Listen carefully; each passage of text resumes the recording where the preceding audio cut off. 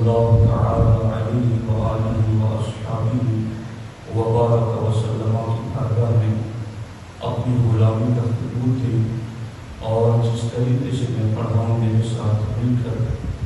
خشوع دل کے ساتھ نذرانِ محبت پیش کریں۔ الصلاة والسلام علیک یا رسول اللہ،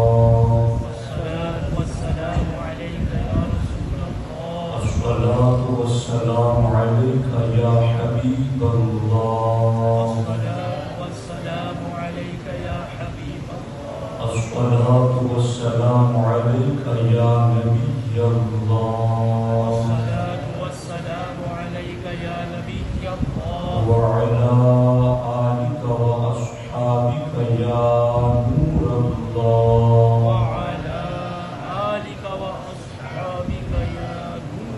صلی اللہ تعالی علیہ وسلم۔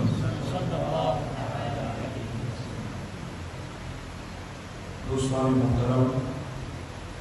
آج کا ہمارا موضوع ہے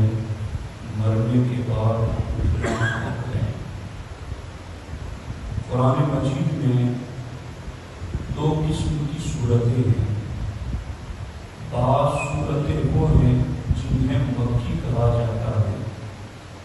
اور بعض صورتیں وہ ہیں جنہیں مدنی کہا جاتا ہے۔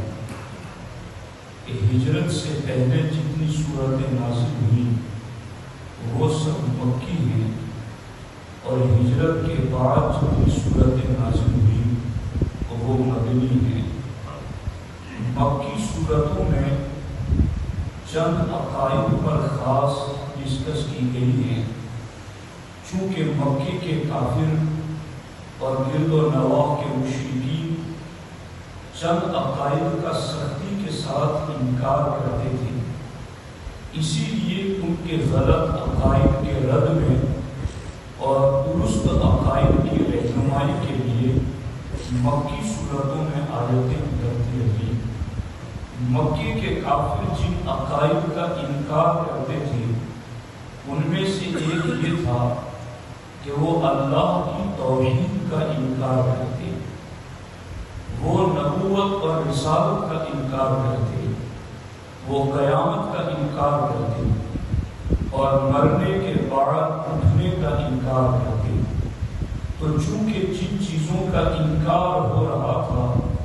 پھر قرآن میں آیتیں بھی انہی کے غلط عقائد کے رد میں اور صحیح عقائد کی رہنمائی کے لیے نازل ہوئی۔ مکہ کے کافروں کا یہ کہنا تھا کہ جب ہم مر کر مٹی میں مل جائیں گے، ریزہ ریزہ ہو جائیں گے، ہڈیاں سڑ کر کے ختم ہو جائیں گی، انسان کا جسم پوسیدہ ہو جائے گا اور پورا وجود بکھر کے رہ جائے گا، تو پھر اس وجود کو کون اٹھائے گا اور کیسے اٹھائے گا؟ باضابطہ ان کافروں کی بولیاں بھی اللہ نے قرآن میں ذکر کی ہیں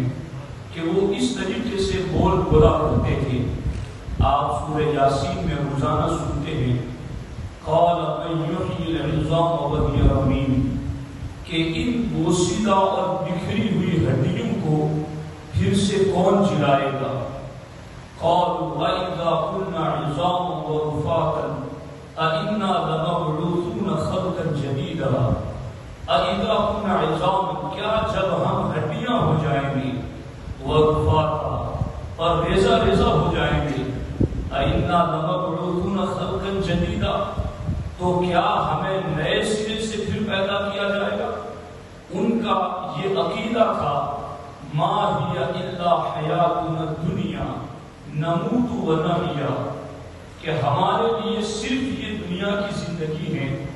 جس میں ہم جی رہے ہیں اور مر رہے ہیں، اس کے علاوہ بعد میں کیا ہوگا کچھ نہیں ہوگا، اس کے بعد مر کر ختم ہو جانا ہے، جسم فنا ہو جائے گا، ہڈیاں سڑ گل کے ختم ہو جائیں گی، جسم مٹی میں مل جائے گا، وجود پورا منتشر ہو جائے گا، تو اس کے بعد پھر ہمیں اٹھنا نہیں ہے اور اس کے بعد بعض بعد موت نہیں ہے۔ اس طرح کا عقیدہ مکے کے کافروں کا تھا، اور آج یہ عقیدہ کئی ایتھیسٹ، دہریہ اور ناستک قسم کے لوگ ٹی وی چینلوں پر بیٹھ کر یوٹیوب کے ذریعہ بھی لوگوں میں عام کر رہے ہیں، اور بدقسمتی سے کئی کلمہ پڑھنے والے نام کے مسلمان اپنی لا علمی اور جہالت کی بنیاد پر اس عقیدے کو اپنی زبان سے بولتے ہوئے تک نظر آتے ہیں کہ مرنے کے بعد کس نے دیکھا کہ کیا ہوگا، لائف ہے انجوائے کر لو، جتنا خوشی منا سکتے ہو منا لو، جو چاہے کر لو، کس نے دیکھا کہ مرنے کے بعد کیا ہوگا۔ یہ سوچ اور یہ فکر کافرانہ سوچ ہے، اسلام کے خلاف سوچ ہے، یہ مکے کے کافروں والی سوچ ہے۔ اسلام نے ہمیں کیا سوچ دی ہے اور اسلام نے اس حوالے سے ہمیں کیا نظریہ اور کیا عقیدہ دیا ہے؟ جب قرآن میں کافروں کا یہ قول نقل کیا گیا کہ انہوں نے کہا من یحیی العظام وہی رمیم، کہ ان بکھری ہوئی بوسیدہ ہڈیوں کو کون زندہ کرے گا؟ اللہ نے فرمایا قل یحییھا الذی انشأھا اول مرہ، میرے محبوب آپ فرما دیں ان ہڈیوں کو 2 مرتبہ وہی زندہ کرے گا جس نے پہلی مرتبہ زندگی عطا کی، جس نے پہلی مرتبہ جلایا تھا، وہی دوسری مرتبہ قبروں سے کھڑا کر دے گا۔ جب کافروں نے کہا کہ اذا کنا عظاما ورفاتا، کہ جب ہم ہڈیاں ہو جائیں گے، ریزہ ریزہ ہو جائیں گے، اِنَّا لَمَبْعُوثُونَ خَلْقًا جَدِيدًا، تو کیا ہمیں نئے سرے سے پیدا کیا جائے گا؟ اللہ نے ان کا جواب دیتے ہوئے ارشاد فرمایا اَوَلَمْ يَرَوْا أَنَّ اللَّهَ الَّذِي خَلَقَ السَّمَاوَاتِ وَالْأَرْضَ قَادِرٌ عَلَىٰ أَن يَخْلُقَ مِثْلَهُم، میرے محبوب اولم یرو، کیا انہوں نے دیکھا نہیں ان اللہ الذی خلق السماوات والارض، کہ اللہ وہی ہے جس نے آسمانوں کو بھی پیدا کیا، زمینوں کو بھی پیدا کیا، قادر علی ان یخلق مثلہم، جو رب اتنا بڑا آسمان اور 7 آسمان، اتنی بڑی زمین اور 7 زمین، اور اس کے درمیان چاند و سورج، ستارے، نہریں، دریا، ہوا اور سارا نظام چلانے پر قادر ہے۔ قادر علی ان یخلق مثلہم، وہ رب انہیں پھر سے پیدا کرنے پر بھی قادر ہے۔ بلا وہو الخلاق العلیم، وہ انکار کرتے ہیں بلا، کیوں نہیں، وہو الخلاق العلیم، وہی بڑا پیدا کرنے والا، بڑا علم والا ہے۔ اللہ رب العزت نے قرآن مجید میں اس طریقے سے ان کو جواب دیا کہ تم تو یہ کہتے ہو کہ مر کر جسم فنا ہو جائے گا، ختم ہو جائے گا، تو پھر کس چیز سے اٹھایا جائے گا؟ اللہ تعالیٰ فرماتا ہے جسم تمہارا ٹوٹ کر بکھر جاتا ہے، لیکن اگر تم اس کی جگہ پر قل کونوا حجارۃ او حدیدا او خلقا مما یکبر فی صدورکم، تم لوہا کیوں نہیں بن جاتے، تم پتھر کیوں نہیں بن جاتے، او خلقا مما یکبر فی صدورکم، یا تمہارا جی جو چاہے وہ تم کیوں نہیں بن جاتے؟ جو رب تمہیں ایک قطرے سے اتنا بڑا انسان بنانے پر قادر ہے، وہ رب تمہیں قبروں سے اٹھانے پر بھی قادر ہے۔ آپ غور فرمائیں، اس طریقے سے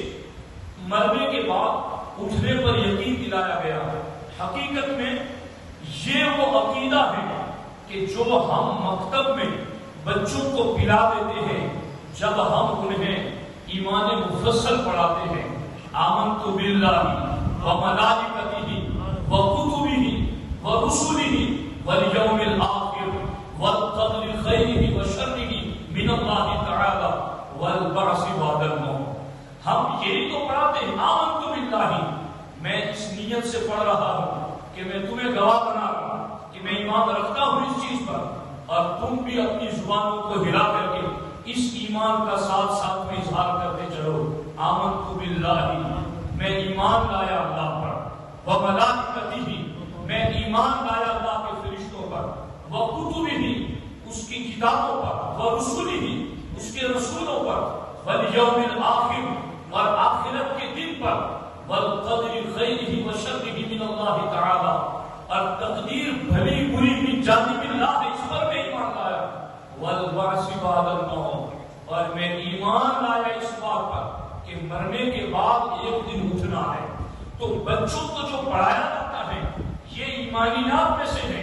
یہ ضروریات دین میں سے ہے، اس کا انکار کفر ہے، ارتداد ہے کہ بندہ اس کو چھوڑ دے تو اگرچہ اس کا نام مسلمانوں والا ہو، اگرچہ چہرہ موڑا لباس اسلامی والا ہو، لیکن اگر اس کا انکار کر جائیں تو وہ مسلمان نہیں رہ سکتا ہے۔ تو والبعث بعد الموت، مرنے کے بعد اٹھنے پر ایمان، یہ یقینی ہے، اس کا انکار کفر ہے۔ اب اس کے حوالے سے اللہ نے قرآن میں بے شمار دلائل دیے ہیں، مگر ہمارے پاس اتنا وقت نہیں ہوتا کہ کسی ایک ٹاپک کو ایک نشست میں کمپلیٹ کر سکے۔ میں جو اہم باتیں ہیں اس کو ذکر کرتا چلتا ہوں۔ اللہ نے قرآن میں ارشاد فرمایا کہ یا ایھا الناس ان کنتم فی ریب من البعث، اے لوگو ان کنتم فی ریب من البعث،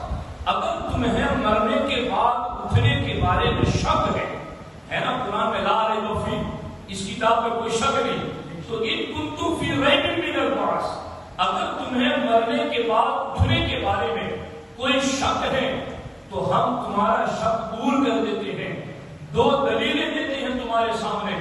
اور وہ دو دلیلیں آپ اگر ذہن و دماغ میں رکھیں گے تو انشاءاللہ الرحمن اس عقیدے کے حوالے سے مزید گفتگی پیدا ہوگی۔ اللہ تعالیٰ نے فرمایا اگر تمہیں مرنے کے بعد اٹھنے کے بارے میں کوئی شک ہے تو ہماری پہلی دلیل تم یہ دیکھو، فَإِنَّا خَلَقْنَاكُم مِّن تُرَابٍ، ہم نے تمہیں مٹی سے پیدا کیا، حضرت آدم کی شکل میں، یا پھر یہ کہ تم جتنی غذائیں کھاتے ہو ان غذاؤں کا تعلق زمین اور مٹی سے ہے، تو ہم نے تم سب کو مٹی سے پیدا کیا، ثم من نطفۃ، پھر ہم نے تمہیں پانی کی بوند سے پیدا کیا، ثم من علقۃ، پھر ہم نے تمہیں خون سے پیدا کیا، ثم من مضغۃ مخلقۃ وغیر مخلقۃ، پھر ہم نے تمہیں گوشت کی بوٹی سے، جس کی شکل بنی ہوئی تھی یا بنی ہوئی نہیں تھی، ہم نے اس سے پیدا کیا، وَنُقِرُّ فِي الْأَرْحَامِ مَا نَشَاءُ، اور پھر جب تک ہم نے چاہا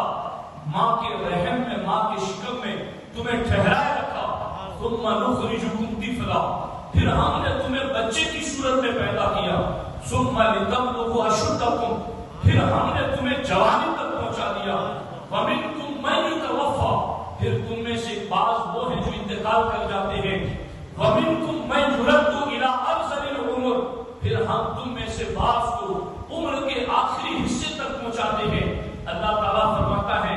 تمہیں اس بات میں شک ہے کہ میں مرنے کے بعد کیسے اٹھاؤں گا؟ جب میں ایک پانی کے قطرے سے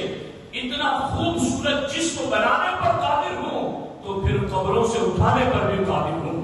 پھر تمہیں قبروں سے زندہ کرنے پر بھی قادر ہوں۔ اور یہاں پر ایک حدیث پاک ساتھ میں ملا کر مفہوم کو مزید واضح کر دوں، ہمارے آقا علیہ السلام ارشاد فرماتے ہیں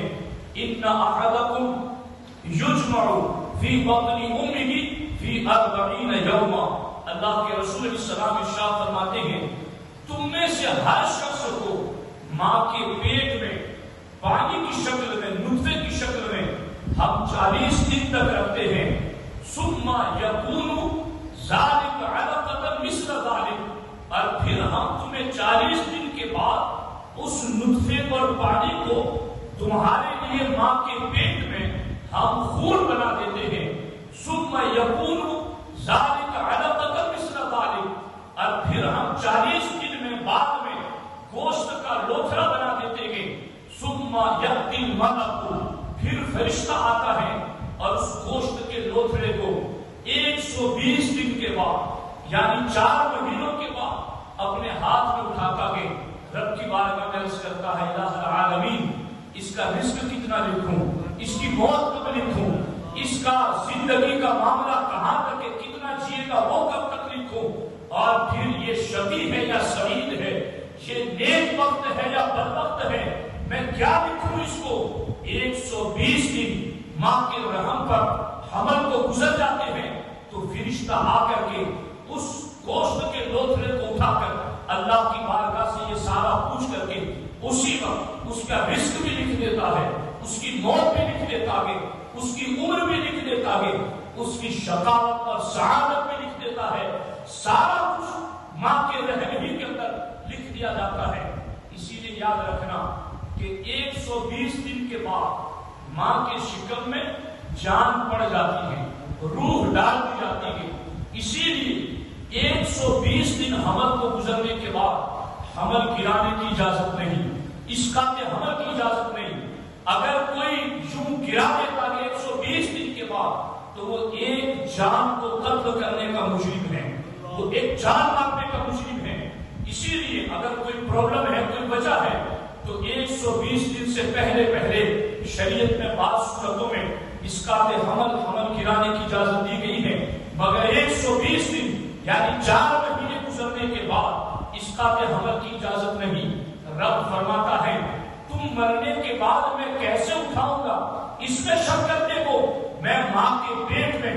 ایک پانی کی بوند سے لے کر کے اس کو خون کیسے بناتا ہوں، خون سے لے کر اسے گوشت کیسے بناتا ہوں، پھر اس گوشت کے اندر ہڈیاں کیسے پیدا کرتا ہوں، پھر 4 مہینے پر اس میں جان کیسے ڈالتا ہوں، اور 5 مہینے تک اس ماں کے پیٹ میں جہاں کوئی ہوا جانے کا رستہ نہیں، جہاں بظاہر اندھیرا ہی اندھیرا ہے، فی ظلمات الثلاث، 3 اندھیروں کے اندر وہ بچہ پرورش پا رہا ہے۔ اے مرنے کے بعد اٹھنے پر شک کرنے والوں، ذرا یہاں ماں کے پیٹ پر غور کر لو، اور پھر وہاں سے پیدا کر کے بچہ کیا، جوان کیا، بڑھاپے تک لے گیا۔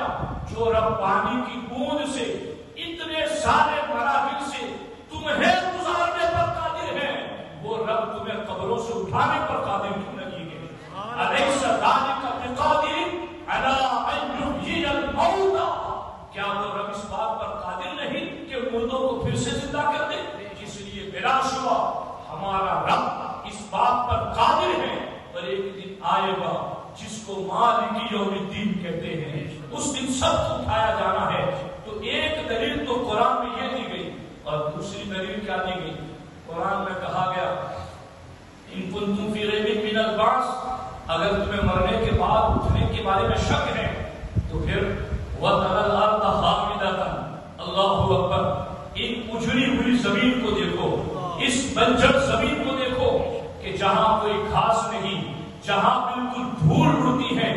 مگر اس بنجر زمین پر فَإِذَا أَنزَلْنَا عَلَيْكَ الْمَاءَ اهْتَزَّتْ وَرَبَتْ وَأَنبَتَتْ مِن كُلِّ زَوْجٍ بَهِيجٍ۔ رب فرماتا ہے ذرا دیکھو تو صحیح، یہ ویران زمین جس سے دھول اڑ رہی ہے، انزلنا علیہ الماء، ہم نے جیسے ہی اس پر پانی اتارا، اہتزت وربت، تو یہ زمین سرسبز و شاداب ہو گئی۔ اس ویران زمین سے سبزے نکل آئے، پوری زمین ہریالی ہی ہریالی۔ کل تک تو یہاں ایک پودے کا پتا بھی نظر نہیں آتا تھا، آج اتنی ہریالی۔ رب فرماتا ہے میں پانی اتار کر کے اس مردہ زمین کو جس طرح زندہ کرتا ہوں، قیامت کا دن آئے گا میں عرش سے ایک بارش اتاروں گا، اور جس طرح زمین سے سبزے اگتے ہیں یوں ہی لوگ قبروں سے نکلنا شروع ہو جائیں گے۔ آپ غور فرمائیں، لوگ یہ بھی شک کرتے ہیں کہ سارا جسم ہی ختم ہو جائے گا تو اٹھایا کس چیز پر جائے گا؟ ارے خدا کے بندو، بنجر زمین پر اگنے والی گھاس کے کبھی دانے آپ نے تلاش کیے کہ اس کا بیج کس نے ڈالا تھا، بیج کہاں سے آیا تھا؟ وہ رب ہے جو قادر ہے اس چیز پر، بس یہ کہ ہمیں اس چیز پر ایمان رکھنا ہے۔ اور یہ دونوں دلیلیں محسوس دلیلیں ہیں، محسوس مثالیں ہیں۔ یعنی کیا مطلب؟ رب چاہتا تو ایسی بھی دلیل دے دیتا جو عقل میں نہ آتی۔ ہمارا رب جو واحد الصمد ہے ہماری عقل میں نہیں آتی، وہ ہماری عقلوں سے بلند ہے، چونکہ وہ جسم سے پاک ہے، جسمانیت سے پاک ہے، چھونے سے پاک ہے۔ بس اس کو صرف ماننا ہی ماننا ہے۔ اگر کوئی یہ چاہے کہ میں سوچ کے دیکھوں کہ رب کیسا ہے، وہ کیسا ہونے سے بھی پاک ہے، کیفیت سے بھی پاک ہے، مگر ہم مانتے ہیں۔ مگر رب نے یہاں جو مثال دی ہے وہ محسوس مثال دی کہ تم آنکھ سے، ماں کے پیٹ سے پیدا ہونے سے مرنے تک کے مرحلے کو دیکھ رہے ہو اپنی آنکھوں سے، تم زمین سے سبزوں کو اگتے ہوئے دیکھ رہے ہو۔ رب نے ان محسوس مثالوں کے ذریعہ ہم تک یہ پیغام پہنچایا کہ اس طریقے سے تمہیں قبروں سے اٹھایا جائے گا۔ اصل میں ساتھیوں، یہ عقیدہ اس لیے بھی ضروری ہے کہ آج دنیا میں جتنے بھی کرائم ہو رہے ہیں، جرم اور ظلم ہو رہے ہیں، جتنی بھی بد عملی، بے حیائی، بدعنوانی ہو رہی ہے، اس کی سب سے بڑی وجہ یہ ہے کہ چونکہ جس بندے کو یہ یقین ہے کہ مرنے کے بعد جواب تھوڑی دینا ہے، مرنے کے بعد کوئی حساب کتاب تھوڑی ہونا ہے، تو وہ جو چاہے کر لے، وہ جتنا چاہے لوٹ لے، وہ جتنا چاہے ظلم کر لے، وہ جتنے چاہے گناہ کر لے، مگر جس کو یہ یقین ہو کہ مرنے کے بعد جواب دینا ہے، مرنے کے بعد جزا و سزا سے گزرنا ہے، مرنے کے بعد ترازو تولا جائے گا، نیکیاں رکھی جائیں گی، بدیاں تولی جائیں گی، کسی کا حق مارا ہوگا تو حق کے بدلے میں نیکیاں دی جائے گی، اگر یہ یقین ہونا تو ہر بندہ گناہ سے بچنا شروع ہو جائے، خیانت، بدعملی، بددیانتی، جرائم اور کرائم سے اپنے آپ کو بچانا شروع کر دے، جبکہ اس کا یہ یقین پختہ ہو جائے۔ اسلام دنیا کے سارے مذہبوں کے مقابلے میں جرم کو اور ظلم کو ختم کرنے والا مذہب اسی لیے ہے کہ اسلام نے مرنے کے بعد ہر گناہ کی سزا کا تصور دیا ہے، تاکہ مسلمان اس گناہ کو سوچ کر، اس کی سزا کو سوچ کر گناہ سے باز رہے، ظلم سے باز رہے، اور جب وہ قبر میں، آخرت میں عذاب کے تصور سے، گناہ سے باز رہے گا تو دنیا میں امن و امان پیدا ہو جائے گا، دنیا میں سکون کی زندگی پیدا ہوگی۔ تو یہ ہے وہ عقیدہ جو مرنے کے بعد اٹھنے کے بارے میں حق ہے۔ اب چونکہ بات اگر آگے شروع کروں گا تو پھر 4 منٹ اور کروس کر جائے گی اور بات طویل ہو جائے گی، اس لیے میں نہیں چاہتا کہ آپ کو مزید آزمائشوں کا رکھوں۔ تو انشاءاللہ اسی ٹاپک کو ہم کل کنٹینیو کریں گے اور انشاءاللہ مزید اس پر کل گفتگو کریں گے۔ اللہ رب العزت کی بارگاہ میں دعا ہے، رب ذوالجلال ہمارے اس محفل کو اپنی بارگاہ میں قبول فرمائے۔ یا اللہ یا رحمان یا رحیم، جتنے لوگوں نے حاضر کی، سنا یا اللہ علم حاصل کیا، میرے اللہ اس علم کے فیضان سے ہمارے سینوں کو منور فرمائے۔ یا اللہ اسی طرح سے علم دین کی محفلوں میں بار بار شرکت کی ہمیں توفیق عطا فرمائے۔ یا اللہ تمام ضروریات دین، تمام